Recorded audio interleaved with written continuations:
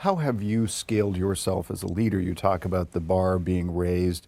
You had to keep scaling yourself to grow into the jobs. Just what was your approach to that? So a few different things, some a little bit more mundane, but absolutely essential, would be the power of routine. It was certainly something I didn't appreciate when I was younger, and as I took on more and more responsibility, I recognized that when I had a clear routine, when I knew what to expect for the most part throughout my day, it became easier to navigate what became greater and greater responsibility. So, from the time I wake up to the time I go to bed, having a sense of what I'm trying to accomplish that day, both at home and in the office. One of the things that I found over time that became part of the routine was scheduling buffer time throughout my day.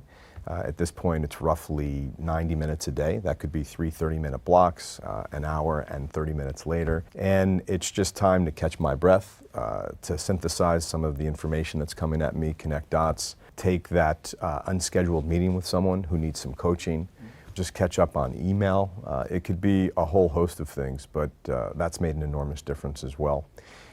Some other things that I think are a little bit more obvious, but sometimes, though they're obvious, they're not always easy to do. One is transitioning from focusing on tactical execution to more proactive strategic thinking.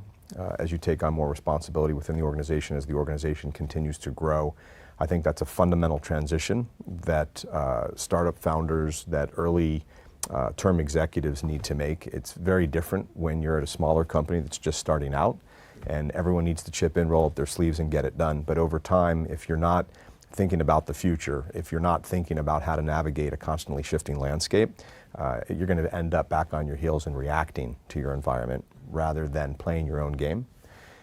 Another continuum that I think is really important to navigate and transition is this idea of problem solving for the people that work for you and your team, and coaching.